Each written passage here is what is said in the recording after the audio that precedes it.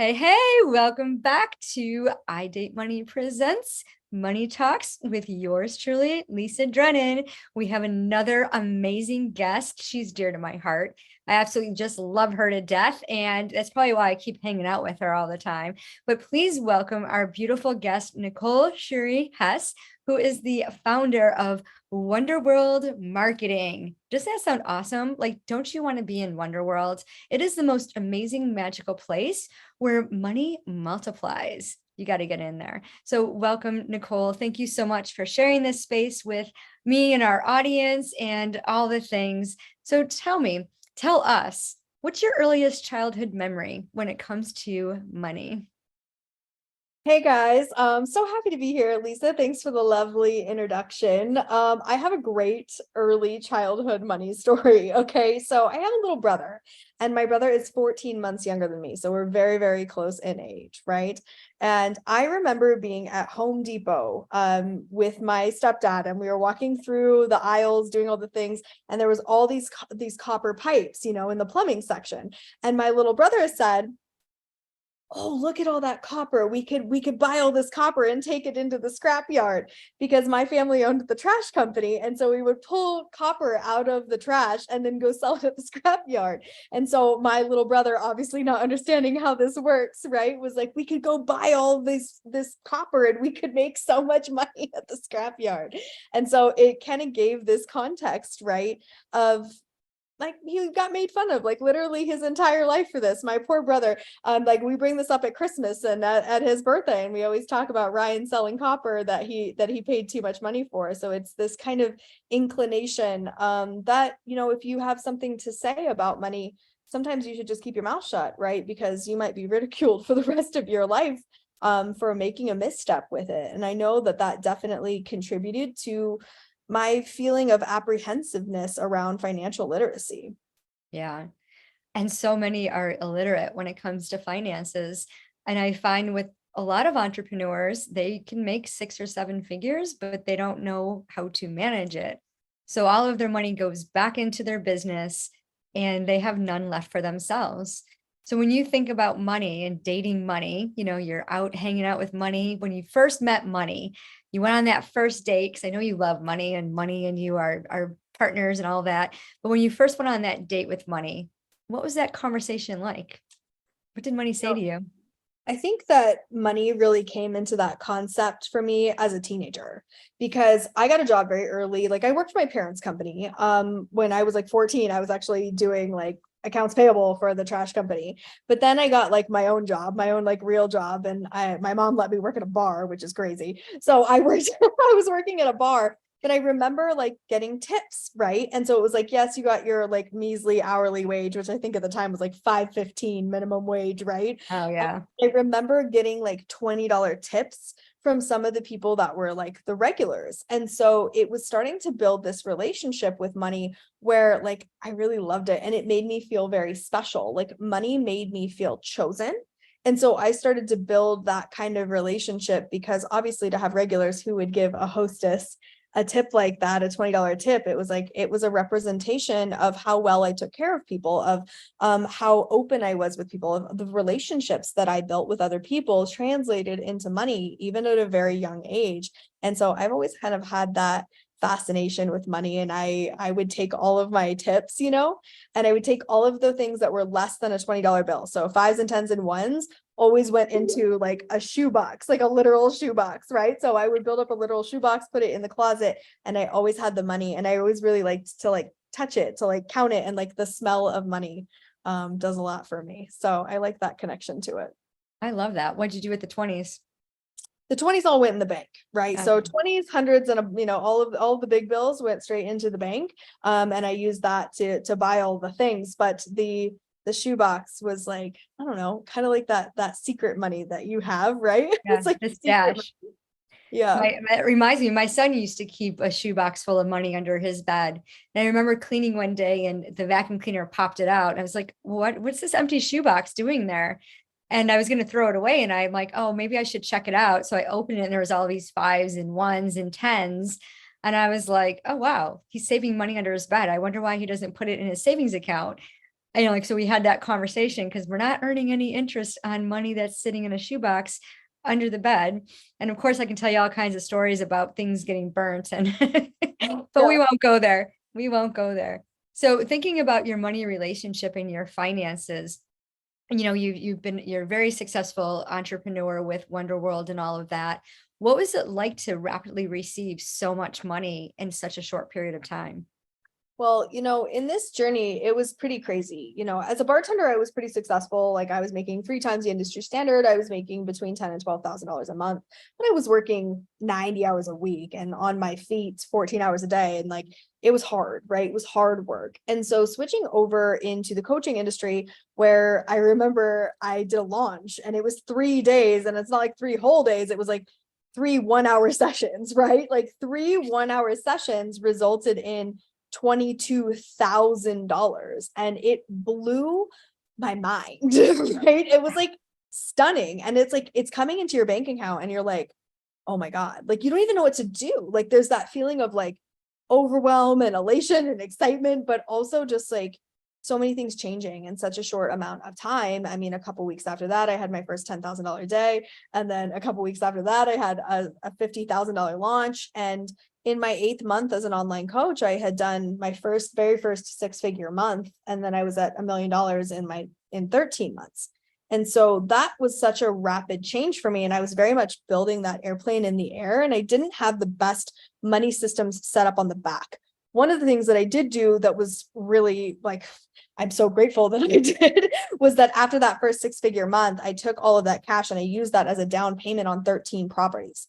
So I bought 13 properties on a hard money loan that ended up making about $850,000 on the back end about a year and a half later. And so it Wow. was like I had learned to compound the money. But real estate is something that I was more comfortable with. And now it's like stretching and playing in all those different realms.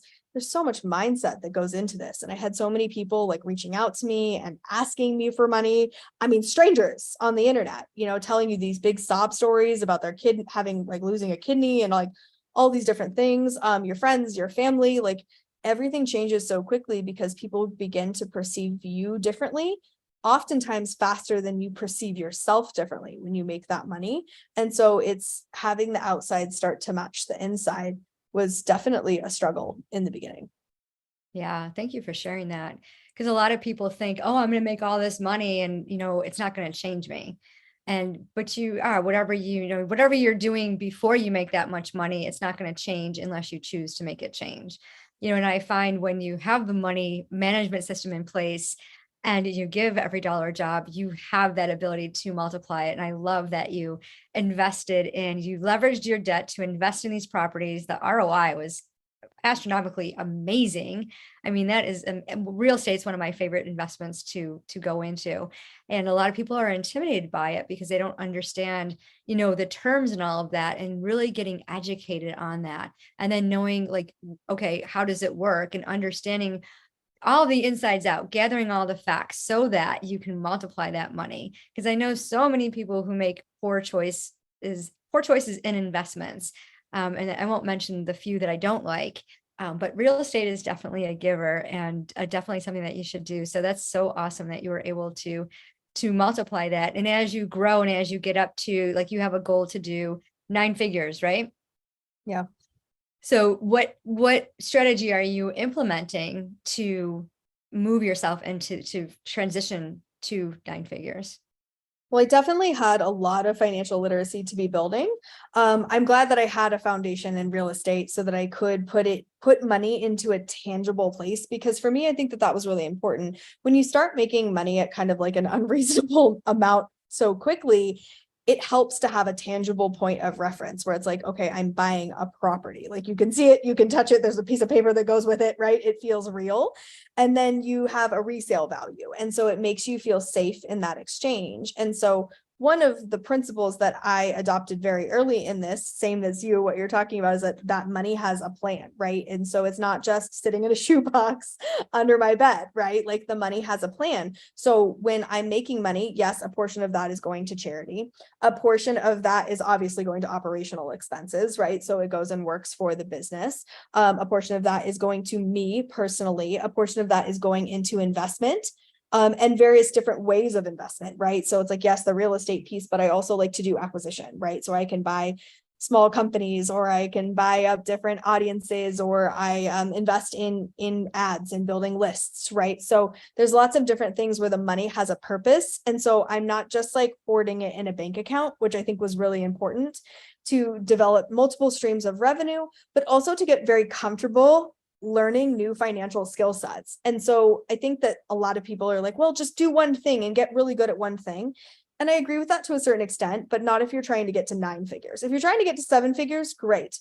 Go get good at one thing. But if you're trying to get to 9 figures, you're going to have to be able to increase the literacy and your competency around those things. And so for me, it's like learning one thing at a time. But then as soon as I learn it, I put a system on top of it that I'm not operating as much as possible. I might be overseeing it, but I'm not operating the system. And then I'm going and I'm taking my brain and learning a new financial literacy system, and then I will systemize that on the back end. So my goal is to create 100 revenue streams. And so I know some people are like 7. I'm not interested in 7. I want 100 revenue streams because I want the financial literacy of knowing and the capabilities to be able to run 100 revenue streams. Wow. That's amazing. And I know you're going to do it. So how close you are. We're at like 22 now, right? Yeah, I would say, how close you are you? That's awesome. And, and you have this rapid energy of just get it done, and you don't make any excuses, and you don't tell yourself stories. You just, this is the goal and this is what we're going to do. And it's so important for people to do that, to plan, like we talk about our bucket list, right? What's your bucket list for your money? Like, what's the goals that you have? Do you want to travel? Do you want to expand your business? Like, is it a brick or mortar? And how are we going to multiply this money so that we can do these great things? And I love, I know you support, what's the charity that you support? Do you have more than one, or? I focus most of my charity support right now into a charity called More to Her Life, which supports the survivors of domestic violence. And so that's something that's important to me. But I also do like different things that are kind of one-offs, right? So I mean, Yeah. my daughter is in basketball and she loves all the things. So I love sponsoring girls teams, right? So, being able to take the girls on some travel trip where they get to go to a camp, or supporting sports development in less than desirable areas where they need that kind of money. And so like those one-off kind of things, I like to do stuff like that. That's beautiful. And it's so important, especially for our younger generation, to have that support. That is so amazing. So thinking about money in the future, where, like, if you guys are married, you're having all this fun, what does money say to you? Well, I think that in the beginning, there's so many things that you want to buy with your money, right? Like, it's like when you're just turning that corner. I remember, like, for my husband, it was like this thing that like lit up in his eyes. He was like, oh my God, we have all this money. And like, he wanted to like buy all the things, and it was like fishing poles and guns and cars and whatever. And he was buying all this stuff. And then like we had all the stuff and he was just kind of looking around at it and he was like, I don't even want any of this stuff. And I was like, I know, you just like to buy it. But luckily he mostly bought things that appreciated, so it was fine, right? And you can resell all of that. But I think that there becomes a point where like making more money doesn't change your day-to-day life. Like, you get the nice house that you want, you get the nice car that you want, you travel whenever you feel like it, you have those vacations, and like that becomes normal. It's not even vacation, it's just life now, right? And so I think there's a normalcy that hits with a certain amount of money. And when you get into that like married kind of space, it's more about, how can we have fun with this? Like, how can we stretch the idea of the money? How can we make more of it doing something different? And so it becomes more of an entertainment game, rather than like a need game or even a desire game. It's like, I don't really want anything else. I have everything that I want in my life. So it's like the desire point doesn't work for me anymore. Now it's more in the space of like what's possible. Like, I like to play in the stretching field. And so that's what I look at as being married to money, is more about the limitless possibility than the acquisition or the desire points. Oh, I love that. Did your husband at one time want a Lamborghini? Yeah, he definitely wants a Lamborghini, but it's ridiculous, Lisa. He's way too big. He's like a giant man. Like, he's so big. We went and test drove a Huracan and it was like It looked like a clown car. I'm like, you don't even fit in this. Like his head is like touching the top of the roof. He's like, I love it. I'm like, you do not. We need a jumbo Lamborghini for him. Yeah. Just call it Lamborghini. Can you redesign this for taller people? Yeah, we need a big one. Oh, that's awesome. I love that. Well, it's so amazing, how you were instilled with this, like coming from an entrepreneurial family and really knowing what to do with your money and having that sense of, yeah, money can work for me, and we always say money in the hands of good people does great things, and you are doing beautiful things. You're helping, I don't even, thousands of people, entrepreneurs do the same thing, and you're sharing that gift that you have to be able to expand money, and you have wonderful programs. So tell us what you got in your programs. Well, one of the things that one of my coaches told me once upon a time that really stuck with me in this was that you're only going to make your first million one time. And I had just made my first $1 million, and he was like, Nicole, just take a breather, just pause for a second and like really feel this feeling, because it's never going to feel like this again. And like the second million isn't as exciting. And like, he's like, even at 30 million, it's just not that exciting anymore. And all you're going to ever have left is to help other people to make their first million. And then you're going to get to live that moment again through them. And so in developing my programs, they're all based in client attraction and really the energetics of, yes, the money, but also the reciprocal energy that you get to create with the clients that you get to help. And you get to see that change happen over and over again with new people. And that is something that's really interesting to me and like lights me up to see people have their first client or make their first 10K day, right? One of the clients just had their first 5-figure day, and it was like the cutest thing ever to like watch her have that moment. And so that's what I like to do with my programs, is to help other people to get clients, and specifically working with entrepreneurs who are in that high vibe energetic space who want to be able to attract unicorn clients. And in my world, it's not soul aligned, it's not dream clients, it's unicorn clients, because a unicorn client serves you in one way and limits you another, and helps you to grow and become the next version of yourself. And that challenge is the opportunity. And we don't do any cold outreach. We're playing in the energetics of social selling. And so I have a program called Nonstop Notifications that really helps you to do that from start to finish, helping you as an entrepreneur to develop your offer, to step into your audience, monetize your audience, and come up with a unicorn sales funnel that feels really good to you in your zone of genius, so that you can create that consistent revenue. The program's designed to get you up to about 30, 50K, depending on what your offer is, and build out a fully scalable and sustainable business platform. Yes, and it works. And it works. Especially when you take the action steps. When Yeah, you get out of your own way and do the damn thing. Yeah. That's the key. So at this point, I like for you to share a gift or a talent that you have with our audience. Well, it's a fun fact that actually I love to draw.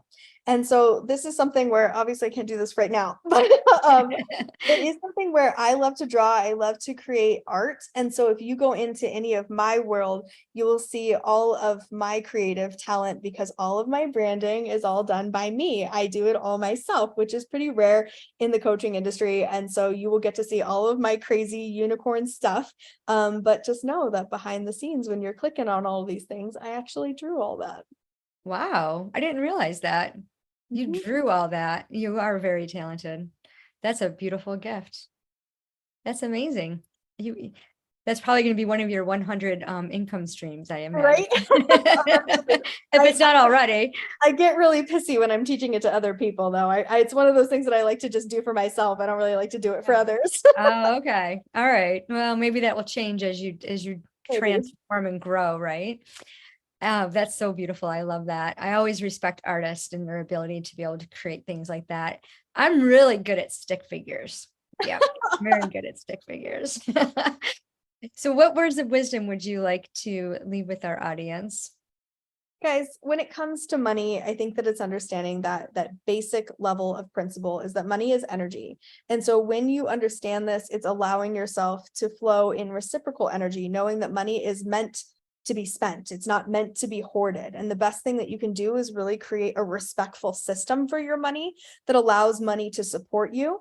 And I think that this is something that people get a little bit sketched out with, because we're taught so many different money stories when we're younger, that, you know, we have to work hard for our money, or that money is the root of all evil, any of that kind of stuff. It's rewiring that belief pattern that helps you to shift and to understand that money ultimately wants to serve you. That's what it desires. It desires to serve you. And when you can build that kind of reciprocal relationship with money, magical things can happen. So start respecting your money, start loving your money, and allowing your money to love you back.